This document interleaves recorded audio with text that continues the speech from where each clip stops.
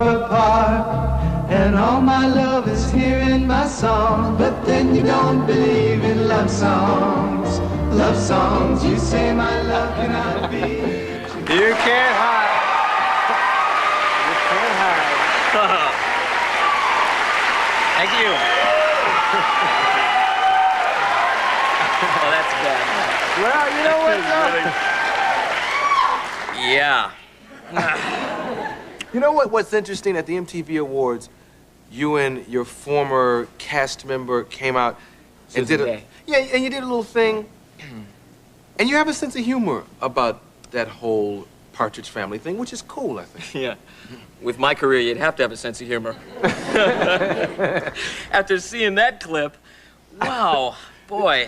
I think it's important to, you know, to address it and to look at it. And in fact, you know, the fact that so many people it had such impact on so many millions of people all over the world, you know, for me to come back and to have a hit record today it's an amazing feeling. And so many people come up to me and talk to me about the impact that it had. So, you know, it's important to address it. Yeah. You've done other music before this album and since that show. Yeah. What's the difference? Well, I would have to say that this one is really me. I mean, it's mine. The songs are mine. Now, what were the other ones?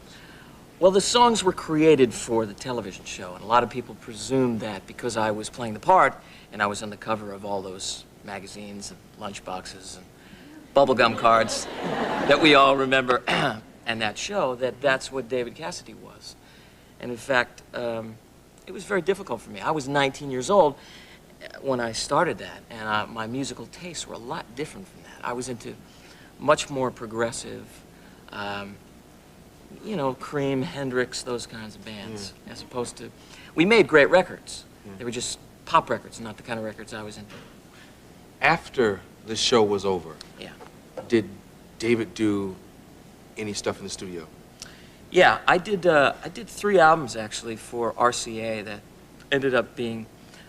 A couple of them were relatively successful, but I agreed and I said at that point, I'm not going on the road anymore, I'm not going to promote them. It doesn't give the record company a lot of incentive to go out and promote you. One was an album called Higher They Climb, Harder They Fall, which was sort of tongue-in-cheek, kind of semi-autobiographical about the rise and fall of a rock and roll star. Were those 3 albums your creations, your stuff? They were some of my stuff, yeah. I still had the influence and the management, although I wasn't under the guise of the television show anymore. I was still pretty much guided by the same management and company and marketing, the same. And trying to break that image. I think it was a little too soon. I don't think people were ready for it, you know. Yeah. Who was managing you when you posed semi-nude for Rolling Stone and did that? Here we go. Well, I'm just wondering, what period did that come about and why? Well, that was sort of done behind my manager's back. You know, obviously the television company went absolutely nuts. They went so crazy when they found out. What happened was I went out and did the article with a writer from Rolling Stone about 3 months before we did the photos. And it was just one-on-one. She followed me around. She did, I think, Madison Square Garden, Astrodome. And they called me up and said, Annie Leibovitz wants to speak with you about doing some different kinds of photos. And at that time, because everybody perceived me as just the guy that I was playing on television, and when you heard my voice, it was through the magazines, through teen magazines, and the character I was playing. So I think the criteria of the time, what was shocking then, would certainly not be shocking now, but it was just because of the image. In your mind, did you have something you were trying to do when you did that frank interview? Honestly, I was really just trying to be myself and trying to have people get a sense of who I was. And it wasn't as bold a move as it appeared from my standpoint. I wasn't trying to shock the world. It was great that I did a concert right after it came out, and there were kids there were kids holding the poster up of me naked like this in the front row screaming, yeah. Yeah, kind of subtle. If we were kicking back at my crib and TV was on and an old episode of The Partridge Family came on, how would you react? Well, I haven't seen it in a long time, Arsenio. Honestly, it's probably been 5 years since I've seen an episode. I'm sure I would laugh at it. I loved doing it. It was great fun.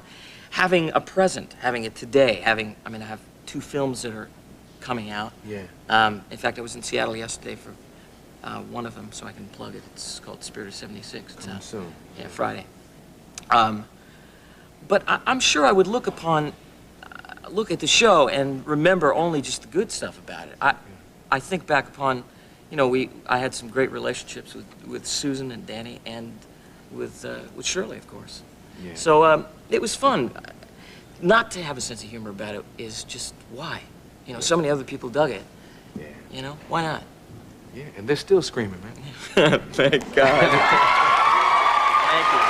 Good luck with the album. Thanks, Arsenio. Give it up for the man.